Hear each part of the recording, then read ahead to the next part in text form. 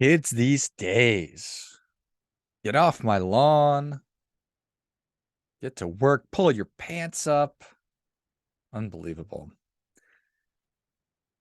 I think that it's pretty common for the older generation to look at the next generations coming up and the generations that are coming up behind them and to view them as soft.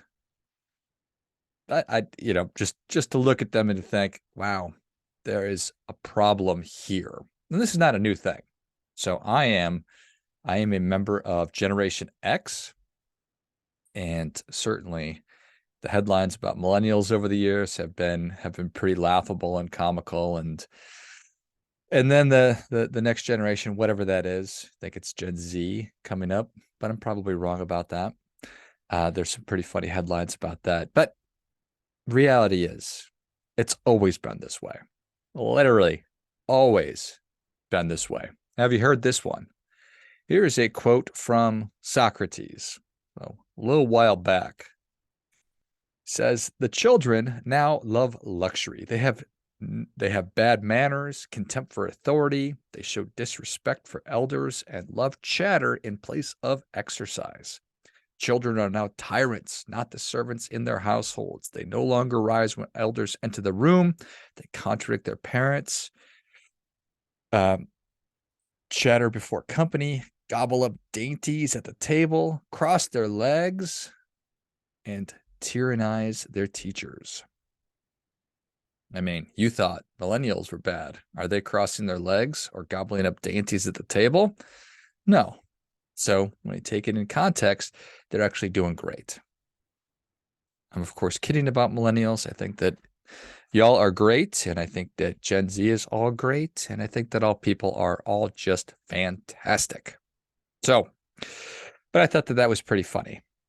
I was reading a Wall Street Journal article this morning and read about how a lot of young folks are struggling with return to work, and they are struggling with basic niceties and office.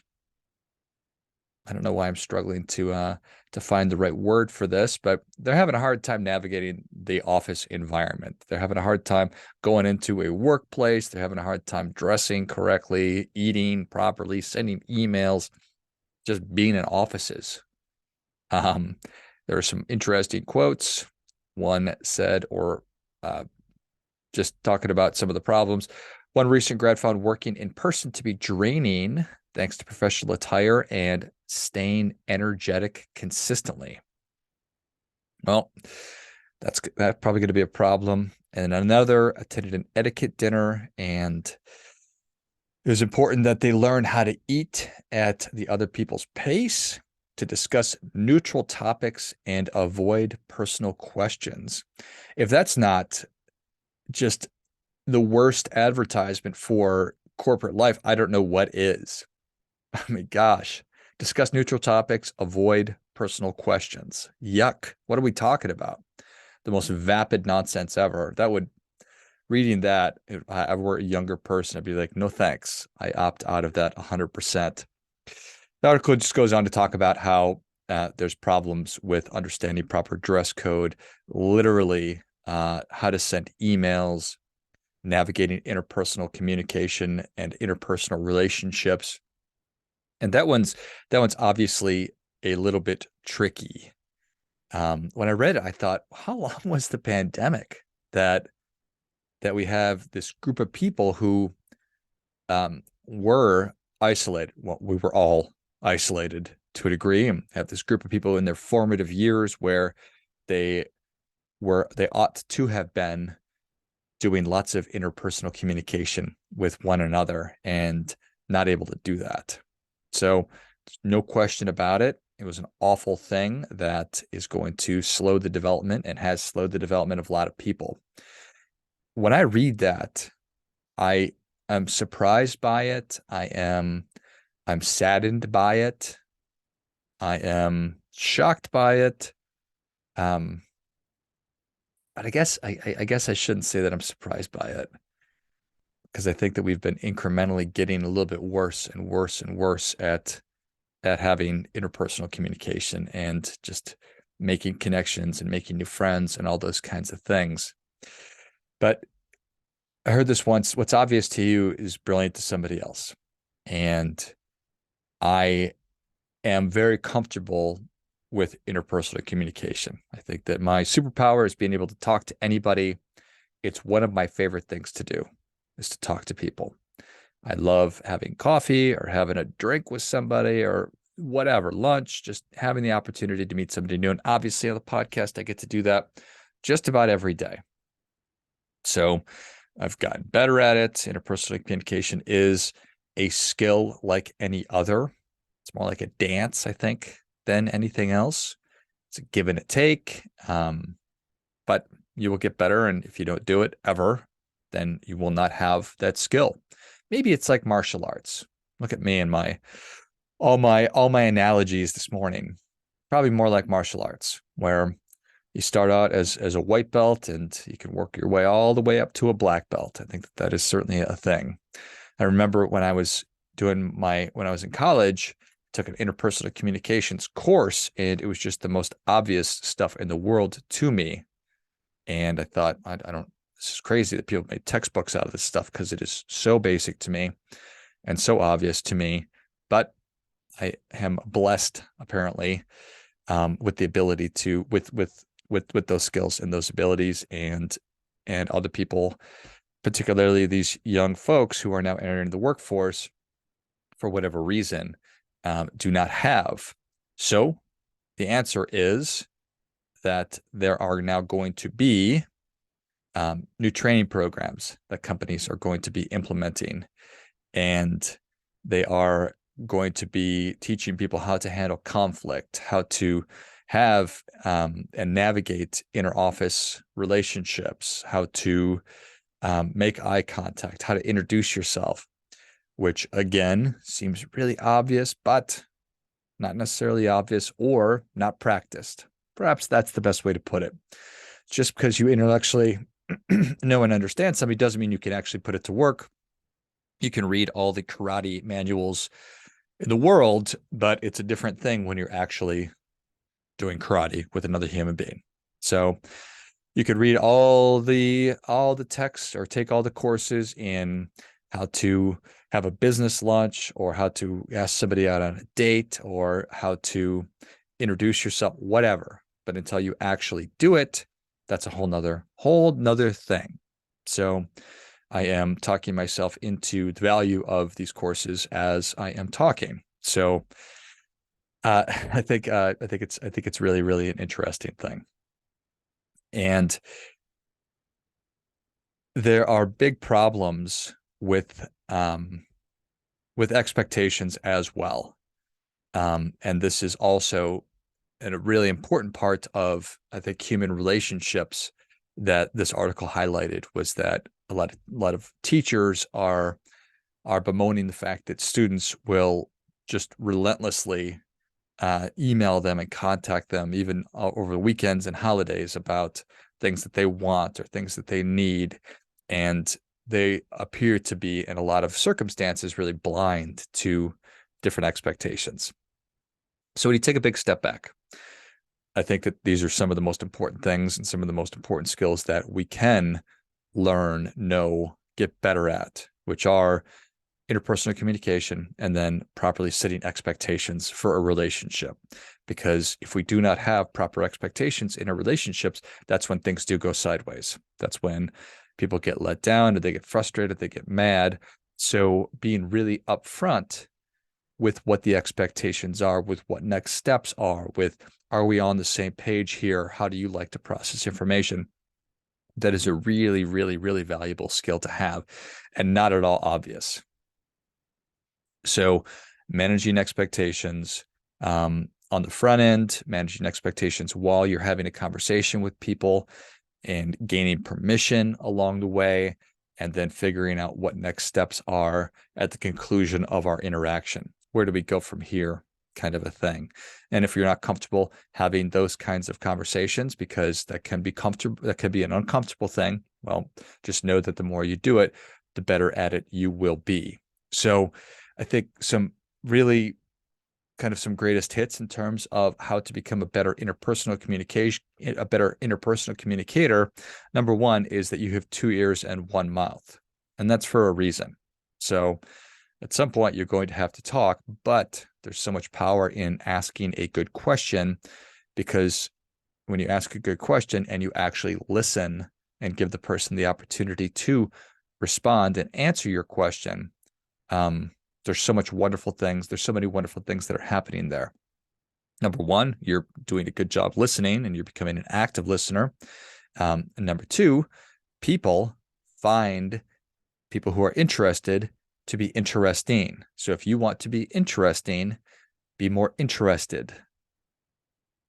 So having the right questions to ask, having topics ready to go or prepared in advance will help you to be more comfortable. It'll help you to be more interesting, and it'll just help you to be a better communicator.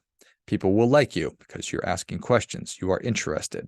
If you're just asking questions and then tuning out and not paying attention, well, that's not going to get it done. You need to give somebody 100% of your attention. I believe and know that one of the greatest gifts that we can give to anybody is our complete 100% undivided attention. So we do that by answering good asking good questions and listening to the answer.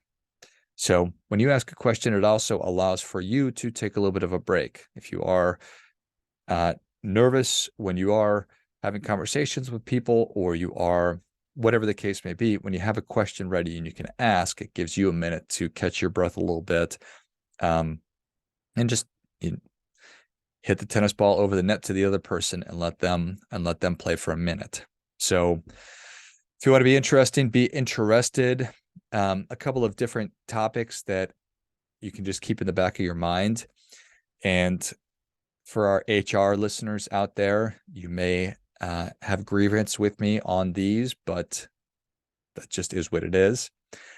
Essentially, the opposite of what that dinner table etiquette or business etiquette dinner was all about: discuss neutral topics and avoid personal questions.